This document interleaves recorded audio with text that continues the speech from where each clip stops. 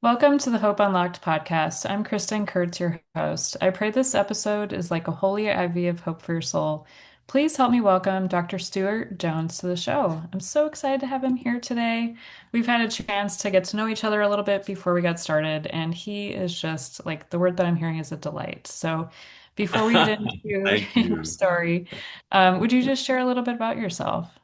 I will. Kristen, thanks so much. You're so gracious to have me. And you're right. You and I made a really nice connection. Yeah. Some people and their spirits just do that. They just connect, right? Yes. Yes. I love it. As I was sharing with Kristen a little bit earlier, I'm 3 years into retirement now.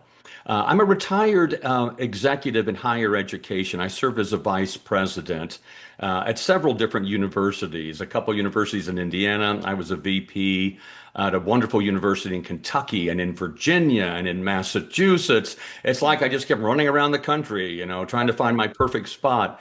But before I got into higher ed, and I did that for 30 years, I was a pastor, I was a minister. And I stayed true to my calling. I felt a calling to go into ministry. And therefore, after my bachelor's degree, I picked up my master's in divinity and theology. And I served in ministry within churches for 10 years. And then that ministry expanded and went to some Christian universities after that. And now I've come full circle, Kristen. I'm full circle. In retirement, I'm back to doing interim pastoral work for churches that simply need a pastor in an interim period, part-time, to kind of hold the ship and steer it correctly. I pray until they find their permanent pastor. So I just finished an interim church, and I'm being called to another interim church, being interviewed with them next week, and that's been fun. But I've stayed really busy in retirement because that's just kind of how I'm wired. And one Yeah. of the things that God absolutely inspired me to do and kind of gnawed away at me for many years until I got it done was Yeah. writing this book. I'm also an author, and I've written my first, I hate to this sounds like bragging, but it's now an award-winning book. I've won quite a few awards, and it's only been out for 8 months. So I'm blessed that it's getting some wonderful recognition, including it's now been admitted to the Library of Congress. And that's Mhm. just really mind-blowing because that means my book's there forever until the library's no longer there. And Right. the Yeah. rapture and then all that happens. All the things. Yeah. But anyway, Love it. but I had to write the inspirational story of my brother Stephen.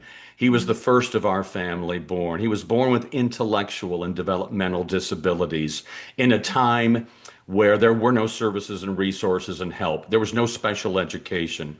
And the book is really about his amazing and remarkable life that, again, my parents were told so many doom and gloom things that Stephen proved them wrong, and my parents proved them wrong. And Yeah. faith was a big component of our lives growing up, and for Stephen's.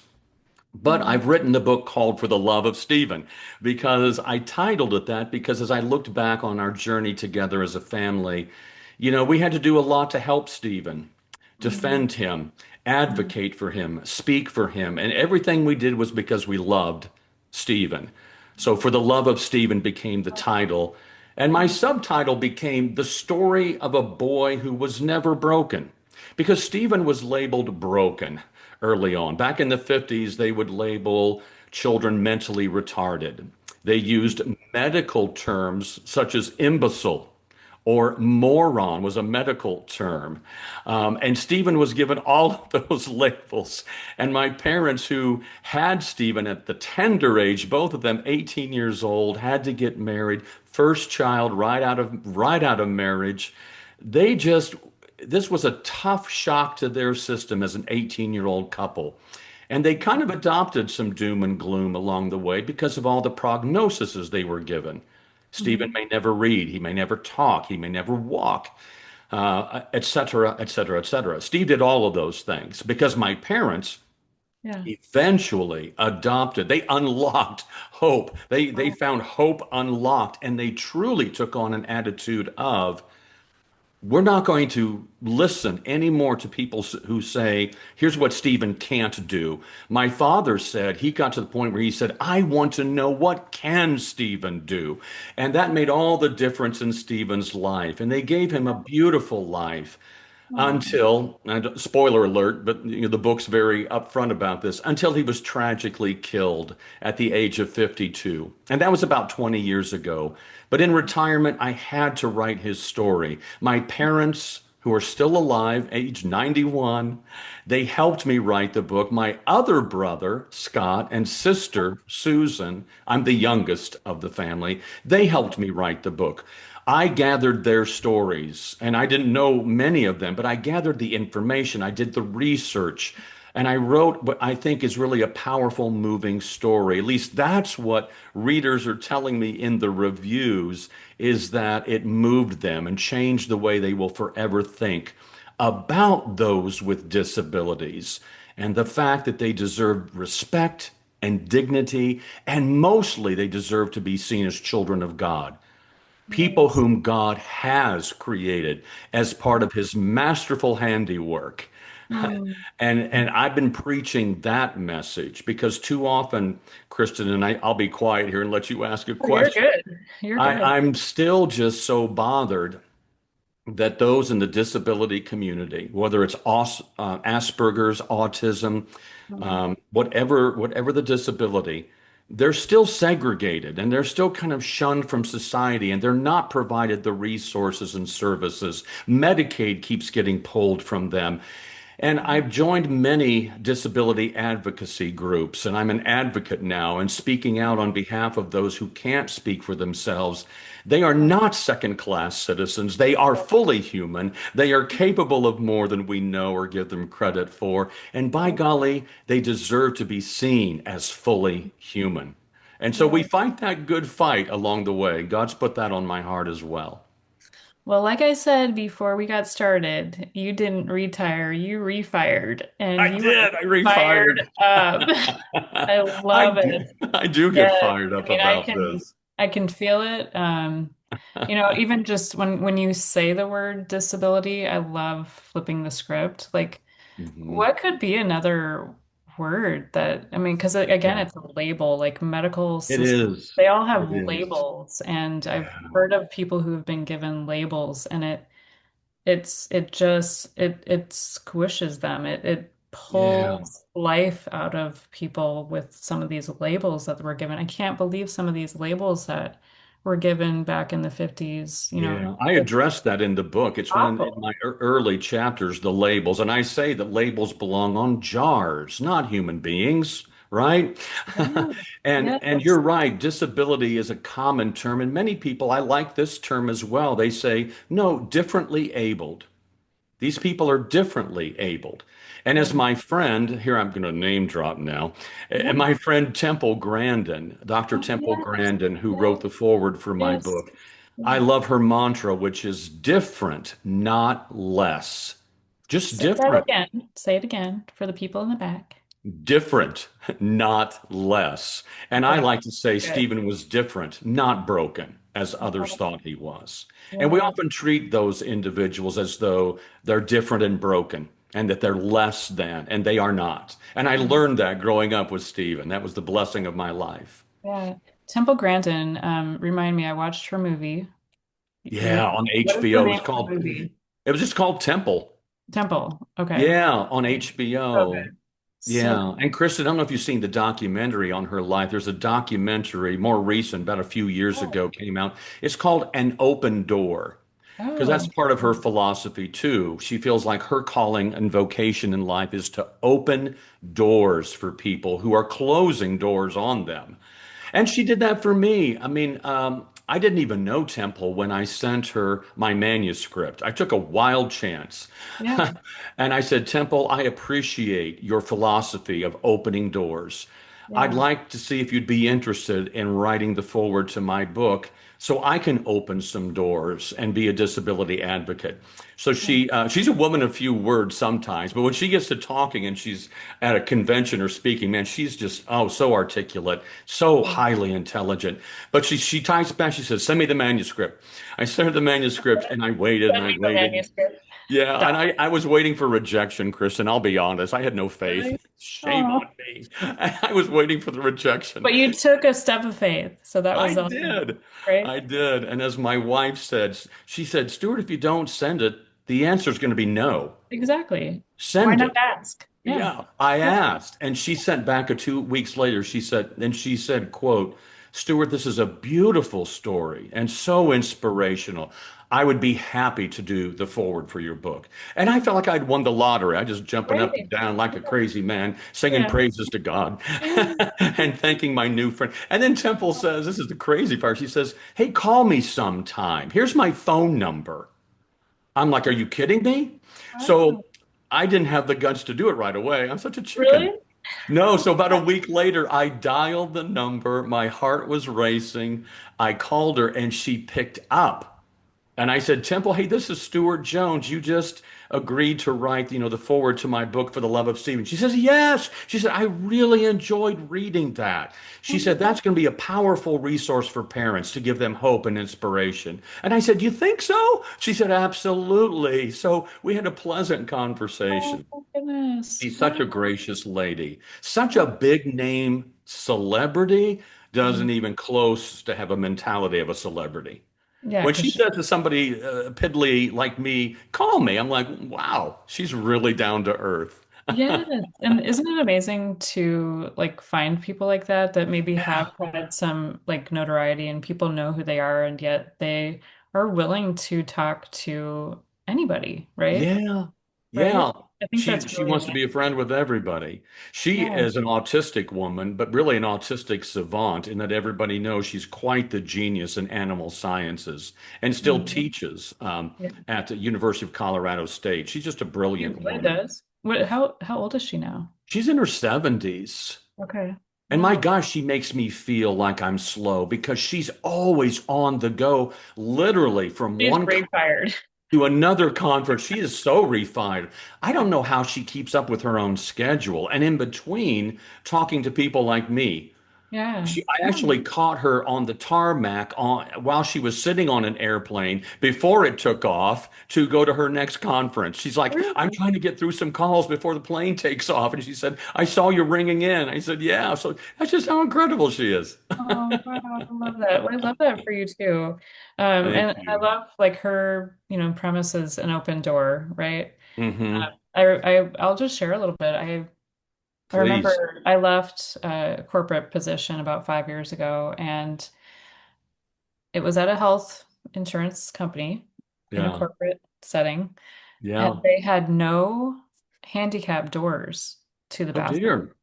To push the button where it would open to Oh the wow. to even get into the security floor. Not I ADA I compliant, were tried they? to fight them, and Good they for were just you. like, "Nope, we can't do that." And I'm Oh. just like, They're kind of I'm so mandated by federal law, Kristen, to do that. and I'm like, this is a health care company. Yeah. Oh my, I So, know. and It's I crazy. just don't, and yeah. So tell us more. I would love to hear. So, Stephen, first child, were you the second then, I or was the what? last child. There was Okay. Stephen, and then again, I don't think I'm ruining the surprises of the book. But the second child that was born to my folks, his name was Johnny. So here's my parents, 18. Now they're about 19 years old. They know that something's wrong with Stephen. They don't know quite what yet. He wasn't diagnosed. Then they had a second child. Dad gets drafted into the Army, drags mom and Stephen down to North Carolina to crappy Army barracks, for housing for married couples. Yeah. Johnny catches pneumonia when he's 15 months old and dies. So that was a lot for a 19-year-old couple to be handling. First child has special needs and they suspect it. Second child dies tragically. Third child was my sister, then my brother Scott. And then, as I like to say to my siblings, I was last because they reached perfection and decided to stop. You know what? But They don't buy that at all, but I like to okay. say it. And I recognized a pattern here. You guys all have S names. We Was there do. significance to that? No, mom said it Yeah. was clearly accidental until I came along. This sounds crazy, but they said, all of our kids we've named with S's. This last guy, we better give him an S name. And I got Stuart. And I Stuart. Nobody names their kids Stuart anymore. What a name. Have you grown to love your name though? No, No? I need therapy for this. I should have been like Sam or I was going to something ask you, really like, what would you cool. name yourself? I don't know, but not Stuart. Okay, well, in your retirement years, maybe you could take on a pseudonym of some sort. I need to find at age 65, I got to find Something. my new identity, You know what I'm right? saying? Yeah. Well, I took Oh, such a teasing as a kid because of the book Stuart Little. So right. literally, here we are in first and second grade, and our teacher's reading Stuart Little. And what do you think my name became for many years to come? Stuart I Little. can only And it's, imagine. And I it, guess it's sort of true. I'm only 5'7", so all right, whatever. and it's, you are a powerhouse. So we're going with that. So I'd love to hear. When did you start writing the book? Yeah, right after I retired, I stopped making excuses, and I really felt it was time. So I sat down and started just I'm sorry for this term. Some authors use it a lot. I don't know if it's that great of a term, but I started to do the word vomit, where Oh, I yeah. I Yeah. just started writing my memories of Stephen. Talk about Hmm. a rough draft. And it Yeah. took me about a year Were to you do this. literally like writing or retyping it? Typing it, yeah, on my laptop. And I Okay. realized I had to capture as much about Stephen's life as I could. And I knew I didn't know all about Stephen's life. I just didn't. Stephen and Mhm. I were 8 years apart. Uh, Okay. and so I interviewed my parents, hours of interviewing my parents. And their minds at that time, oh my gosh, sharp as a tack. They could Yeah. remember all stories, incidents, dates, names, when they went to court, when they put a couple people in prison who abused Stephen. They just remembered it all and they recounted it all. And for me, it was fun because they're weaving these stories. I'm typing as fast as I can. Then I would run home and flesh those stories out more. And the same thing with my brother Scott and sister Susan. And I learned so much. This is where I became really inspired, and where hope really got unlocked for me with this book. I didn't know a lot about my brother Yeah. Stephen. I learned so much Really? about the ups and downs, the trials. My parents are very private people. They're post World War II generation. That generation doesn't share openly. Like my father likes to make fun of today's generation. He's like, "Why are people putting pictures of their breakfast on Facebook?" I said, "Dad, because Yeah. they share everything." Yeah. You Yeah. know? Well, That's you didn't share stuff. You just, you were very private. You kept things private. But yeah, mhm. they shared all of their stories knowing it was going to go into a book. And I just Mhm. began to really admire my parents' Yeah. courage. When Yeah. they were told by the family doctor, Stephen is a special needs child, they called him retarded.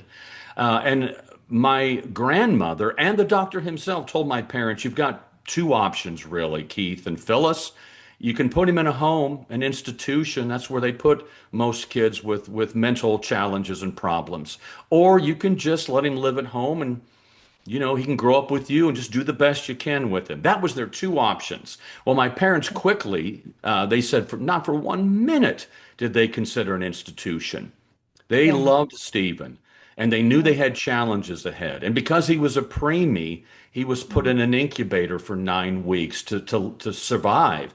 That Yeah. just about caused him permanent blindness. So the poor kid wore the thickest glasses imaginable on his face. And he was also born with just some other problematic issues. Yeah. Ichthyosis vulgaris is a terrible skin condition that Oh, poor really? Stephen had. It's skin that's so dry. It's scaly and it peels constantly, like you've got a sunburn that's peeling that will never go Oh, away. So Stephen always had dry, flaky, peeling skin. Bless his heart. Webbed mhm. toes, bad eyes, um, and just very short in stature.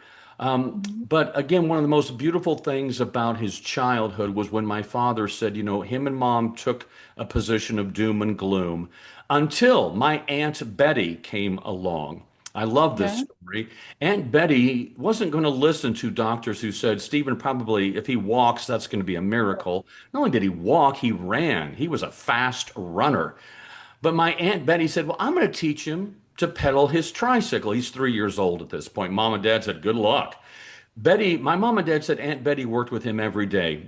Every day she took him out there in the driveway and she kept trying to get him to move his legs to pedal. Yeah. He finally did. So she screams at mom and dad, literally. They come running out. They see Steve pedaling a tricycle. Mom cries.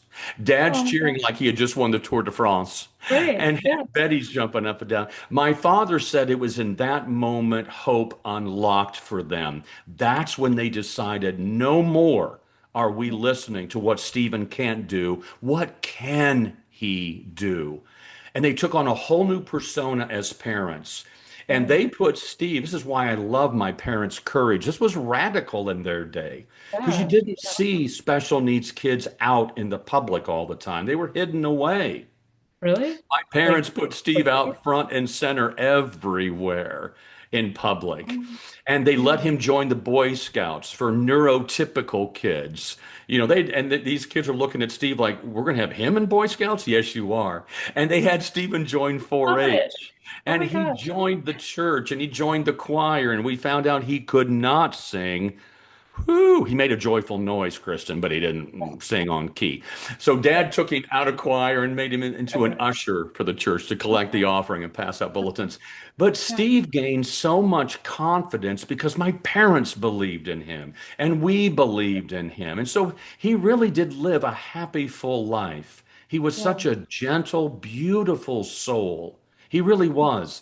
And he Mhm. taught me and my brother and sister so much about unconditional Christian love and seeing everybody and the dignity of everybody and not judging anybody. That's what Stephen was. You were a friend to him instantly. No judgment. Yeah. Just he wanted to be your friend. He wanted to be included. He just wanted to Right. belong.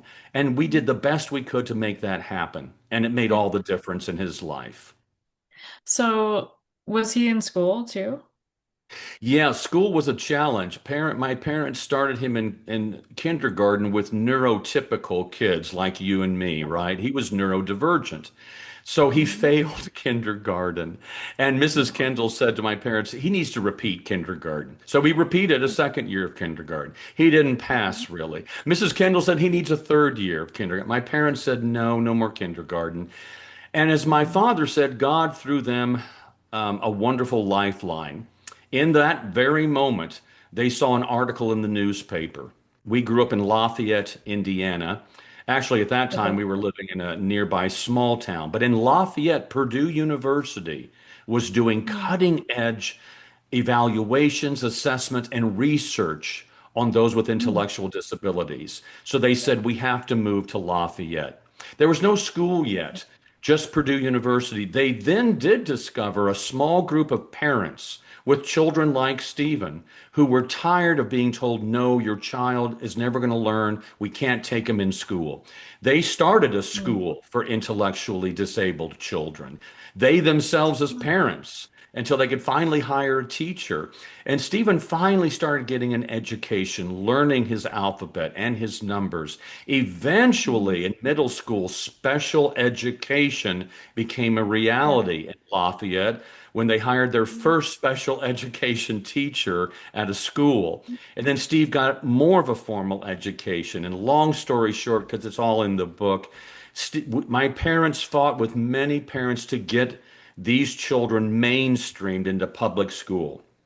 Stephen Yeah. was the first special ed class to be brought into a neurotypical school. They were in a separate classroom, but Stephen also had the chance to be with other children in other classes. And he had graduated. My parents will tell Mhm. you their proudest moment, two moments, pedaling a bicycle, and number two, graduating with a high school diploma. Stephen did Oh it. my gosh. He did Amazing. it. And no one And said he could, except my parents. I mean, I think like, have you ever considered creating a movie? Somebody asked me that. I don't know. It'd be lovely if somebody picked up the rights to this movie because Stephen's story is fairly typical. There's millions of children who walked this same path and Mhm. with parents who weren't sure what to do. And no disrespect intended, but Yeah. parents who did hide children away or put them in an institution. They just didn't know what to do. My parents took a very brave journey and said, "This is our child made by Yeah. God for a purpose. We love him. You will love him too, because here he Yeah. is." And I mean, I think of, a couple who's 18, Hmm. Yeah. right? My son who just drove by that I was just waving at. Yeah. Hey. I can't imagine like at that age. So their parents, I think you said one of the grandmothers was kind of Yeah, more my of father's one mother that was said put like, him in an institution. Yeah. yeah. Yeah. And how about your mother's mother? Oh no, they didn't feel that How way at about your all. mother's mother? Yeah, she no, she didn't feel that way at Okay. all. She wanted Okay. them to keep Stephen and to raise him, and they never thought twice about it, they Okay. said. Yeah. So, Stephen just lived a beautiful life, and I Okay. just like the fact that he beat the odds for sure. And I know we've heard 1,000 stories like that, but Steve did it too. And he kind of proved the naysayers Mhm. wrong because they also told my parents he'll never be able to be a productive member of society and hold a job, but he did. Right out of high school, he got a Wow. job as a custodian at a hospital, a local hospital there in town. And Steve couldn't drive a car. He Mhm. just wasn't capable of handling that. So he rode his bike Okay. everywhere. And Kristen, for You rode 33 the bike. years, The he bike. rode That's his bike so to work significant. in the The rain. bike. I mean, you guys think about this. Like Yeah. the 3-year-old to ride a bike to this point, Hmm. right? Yeah. Yeah, for Like the sure. mode Thanks of to Aunt Patty. transportation to Yeah. continue to like defy the odds. Yeah. Wow. So what was that like for him working at the hospital? He was so proud of that job and he loved talking about it. He loved talking about the different assignments he had, whether it was mopping up the floor of an operating room, and he liked trying to freak us out with the gory details. Or, and where he Okay. really ended up was in the laundry department, always doing the laundry of the bed sheets and the pillows and the pillow sheets and all of those things. And he was very proud of that job, and he did it. In fact, he did it so well, his supervisor was with Steve practically all of those 33 years. And his supervisor, as he hired new housekeeping staff, Steve would many times be the one training them, showing them around and training them. Yeah. How amazing.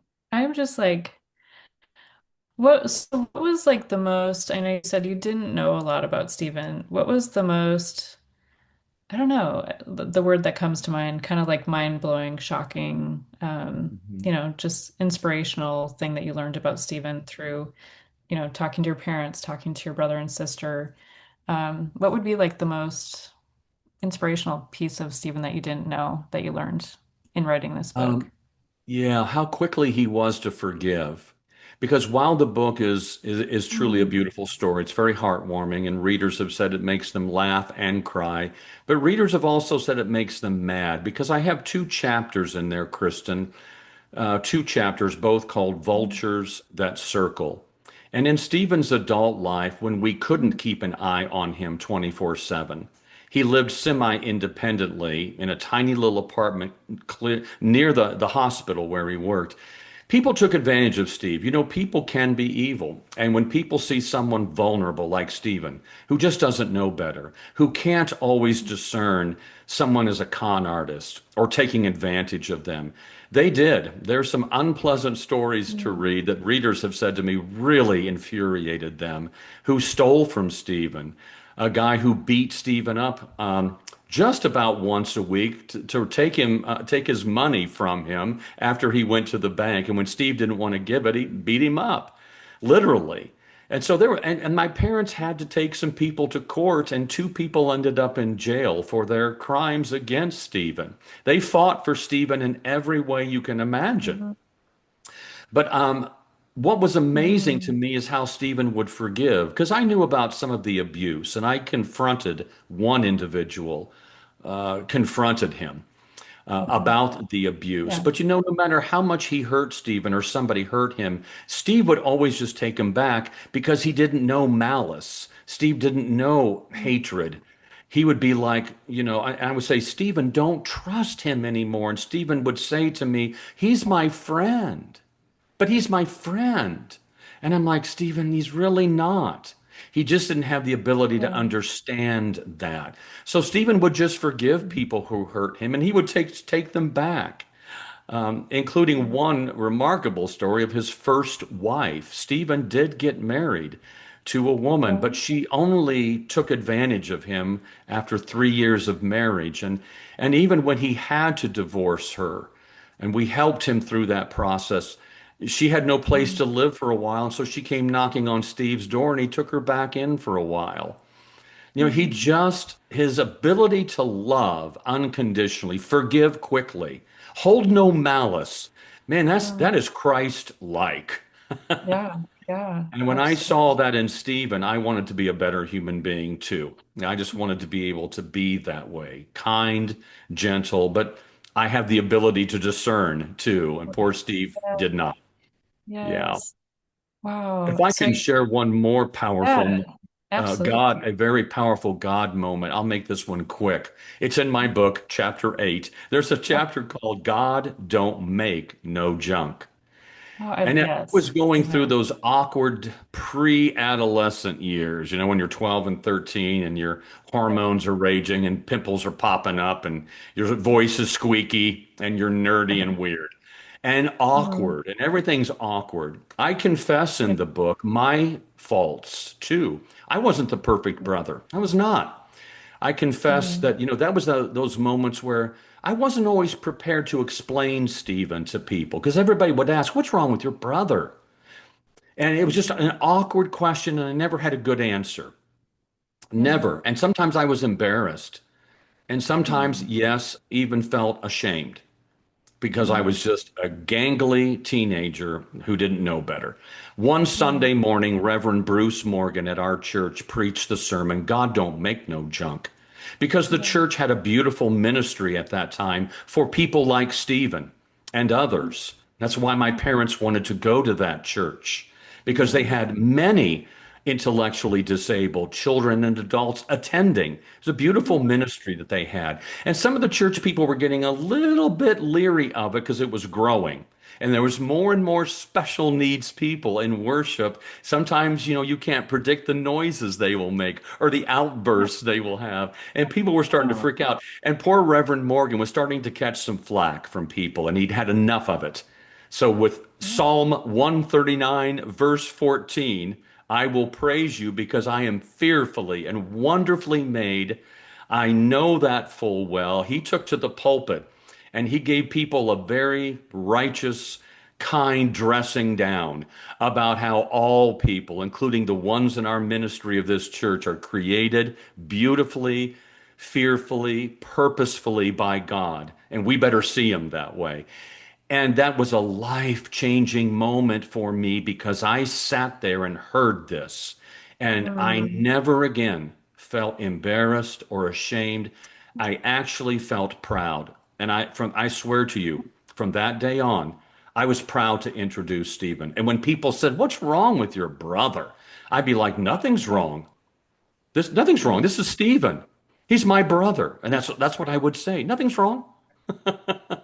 So I was So proud of that him. message completely shifted everything for you. Oh, it In did. that And it circle. shifted things for the church too, Kristen. Yeah. Reverend Morgan would tell me that years later. Reverend Morgan said people kind of got off their high horses and their country club mentality, and they recognized that if Jesus was here in this church, he'd be doing the same thing. You'd He'd be be ministering so to happy, right? Yeah.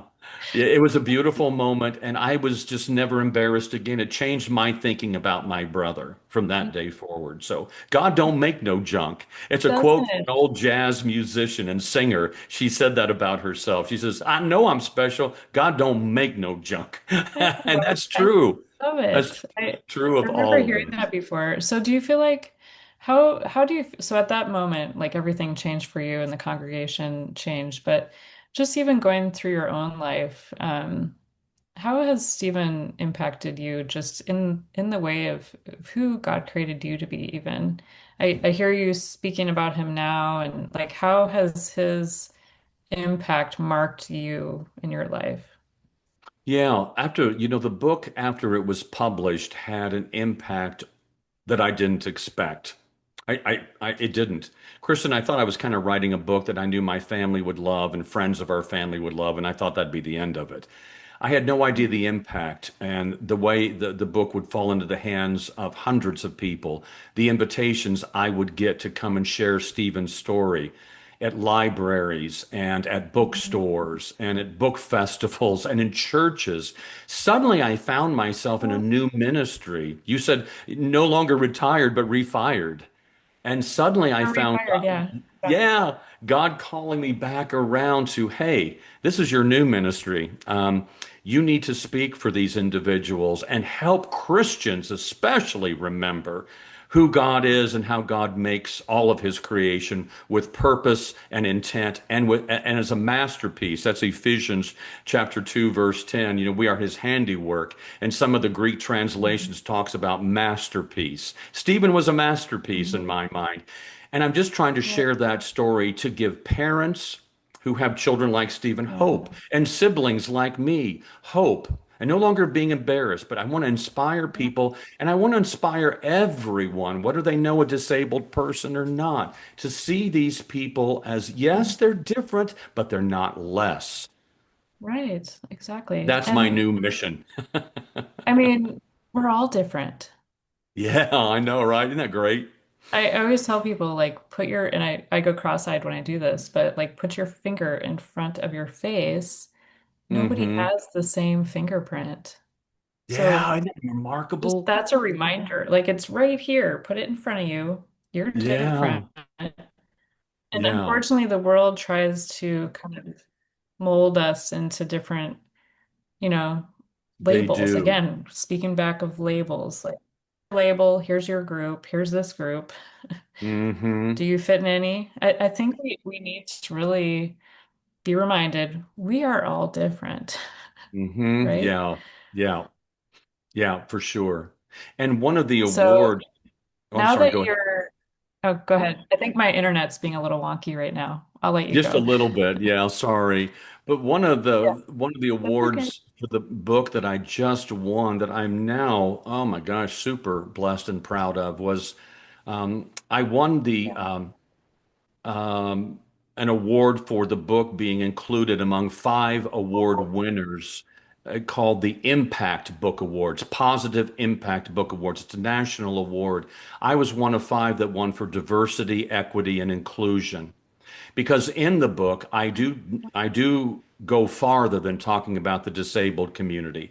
I talk about seeing every Yeah. human being, black, white, Hispanic, it doesn't matter. It doesn't matter religion. It doesn't matter nationality. It doesn't matter culture. God created a beautiful, colorful tapestry in this world, and he did it on purpose. And we need to love that and Right. respect that because it comes from God. Yeah.